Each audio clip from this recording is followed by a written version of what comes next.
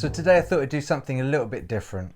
Thought I'd give you a glimpse into what a typical day looks like for us here with Generation to Generation when we're at home, in our home/office, whether that's because we're not travelling somewhere or because of quarantine and we can't actually go anywhere anyway, even if we wanted to. So what does it look like for us with Generation to Generation and with our anti-human trafficking initiative, Operation Open Eyes? So let's have a look at what that looks like for us. So each morning we start with a Bible study. We normally sit down, we're working through the Bible chronologically. So we've got our little plan here. Normally we'll just sit down, we'll all read it on our own, and then once we've all finished, we'll then have a discussion about what it is that impacted us, what stood out. So we do this every morning. And then after we've done a Bible study, we then go into a team meeting talking about the plan for the day, what jobs each of us have individually, if there's things that we all need to work together on.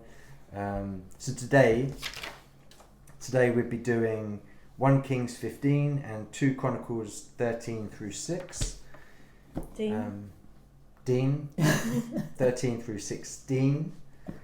We're not reading it chronologically backwards. Chronologically, but every now and again we'll just do whatever we want. So that's the way we start every morning. So you might wonder what these are on the table, but I have different colours for marking different things. So like you can see in mine, I've got blue on these pages. Well, I mark anything to do with God's promises to Israel. And then yellow is any future prophecy that hasn't yet happened. Green is just wow, that interests me. So a lot of the Bible doesn't interest you? Well, anything personally impacts me especially. And then red is things that apply to our generation to generation message. So at the front of my Bible, I will have a key, a colour-coded key, which will tell me what all these are, and that's how I enjoy doing it. So while we're doing it ourselves, that's how I do it. What do you do?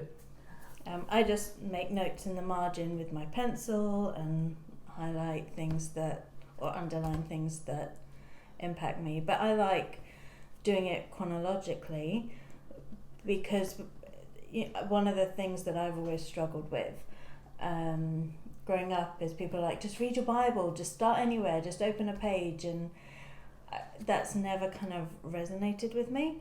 But doing it chronologically, you understand the Bible as a book, and I think I'm really enjoying understanding the context the Bible was written in, and then reading it ourselves to see what God speaks to us. But I love bouncing it around with you guys afterwards, because then you see something that I haven't seen, and we kind of get a bigger picture, I would say, because of different understandings or different ways of interpreting the meaning or the heart behind it. And I just really like it. And often we'll read through it together, but afterwards we might go to find out what other people are saying about the passages, but we always do that after we've done it, so that we're thinking through it for ourselves and not just thinking through someone else's words. Right. And then if we have a question that none of us can answer, we'll find a commentary or the amplified version, and just to see if we can figure out some of the questions we have. I know there have been times where we've read something and I've just really wrestled with the why or the how, and being, thanking God for the internet, I guess, being able to go on and read other people's commentaries on it or get a bigger picture. It's been really helpful, but it kind of is just a tool in our own journey, isn't it? Yeah, we're really strict about not reading other people's commentaries before we sat and talked about it. I just want to say one thing that really I don't understand, but it's been very interesting to see. So, one of you just mentioned that we look up in the Amplified Bible if we need it. So this is my Amplified Bible from, I don't know, it must be, well, I don't know, probably over 30 years over 30 years. So you can see, I mean, it's kind of in pieces, but when we've from reading, yeah. But when we've gone back to look things up, I have found that what I have just marked in my Bible today is exactly the same as I marked all those years ago. And sometimes the notes that I've made are exactly the same. It's kind of freaked me out, because does that mean I'm stuck in 30 years ago? Or does it mean my values and vision have remained consistent through the years? I don't know. If any of you've got an answer for that, you might like to put in the comments below. I think it's kind of cool that you're still getting, even if it's the same revelation, it's still new as a revelation to you, which shows the Bible is ever living, and you can read the same thing and it can still speak to you. I like that. So, so we're going to get on with our Bible study for the morning, and then have our team meeting. So what might my day look like today? It's fairly typical of most days at the moment. So let me just run through what's on my list here. We're setting up new initiatives, and they're taking a lot of work. So all the groundwork for that I'm having to work on. Of course, there's emails and messages to be answered. Finances. We're at the end of the UK financial year, which ends on the 31st of March, so they have to be got in place and finished. One of the things that happens every day is Zoom calls with various people. Let me show you my screen. These are just some of the people that I have zoomed in with over the last week or so. See if you're on the screen. That was from the UK. This is from Singapore, Israel, Brazil, Singapore. This actually, we celebrated Daniella's birthday, but we had to do it by Zoom, and that was really thrilling because these two are on our trustee board, Tat and Lena, and we had a celebration online. So that was from Saturday, that wasn't a work day. We've had meetings with Matt Summerfield, who is our accountability person for the ministry and holds us as a team accountable, so we've had a meeting with him. Brazil, America, Brazil, and so it goes on, and that's great. It takes time up, but it's really important that we stay connected and for the ministry to go forward. So administration can drown us. It's the thing that I don't like doing most, but it holds the ministry together. So at the minute it is virtually non-stop, except days like today, which are taken up with filming, of course. I think the worst thing doing is the accounts and the finances. If anybody out there likes to take it on, you'd be more than welcome. And we're working on getting a newsletter together. So if you're not on our newsletter list, send us your email and we'll add you to it to keep up to date. So apart from all those Zoom, which I just showed you a selection of, I've got 2 today.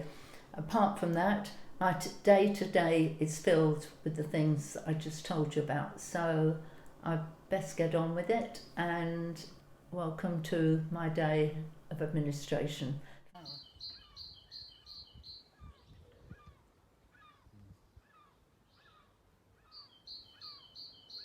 So today I am in my office, which today is our sitting room, the joys of working from home, and I'm working on pulling together resources and information and breaking it down to make trauma and human trafficking simple to understand, and pulling it together to create training and resources so that once we get through this COVID-19 crisis, we can really equip you to move forward in helping to join this fight for human trafficking.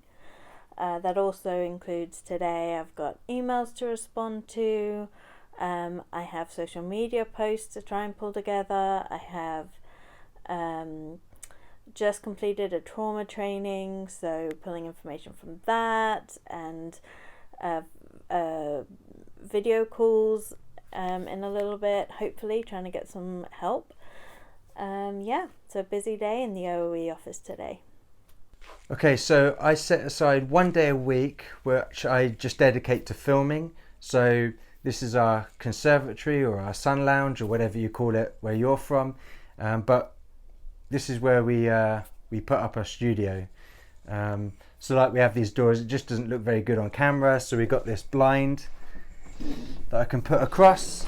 I have the world map in the background, just looks a little nicer than looking at our doors. Plus, as you know, or most of you will know, we spend most of our time traveling around the world, so it's just a nice visual. Helps us to remember as well people around the world, our friends, people we might be praying for. So I'll come in here, I'll set up the area, which in our videos you'll see. In this video you'll see an area which I've set up. I have to put the lights up as well. So we've got those scattered around, plus the cameras, the microphones, plus we have a timer that we can keep an eye on just to make sure we're not droning on and on and on, which I may be already. Yeah, so that's one of my days during the week. Then during other days I've got either editing the videos or I've got emails that I've got to do.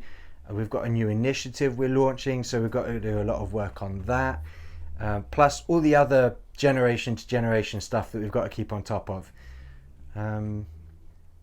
Yeah, so that's roughly what my week looks like, and it's what my day looks like today.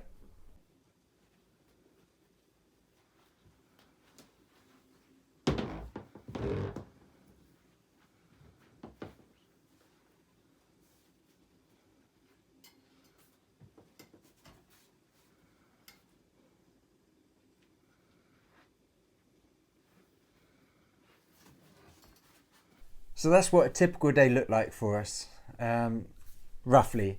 It kind of varies from day to day a little bit, but it gives you an idea. Don't forget to subscribe to the YouTube channel, hit the notification bell, hit that like button if you like the videos. And we're going to start to do some Q&A videos as well. So if you have any questions you'd like to hear us answer, whether that's about the ministry, about something you've heard us talk about before, or some other random thing, then put those in the comments below and maybe we'll include that in the Q&A videos. So thanks for watching and we'll see you soon.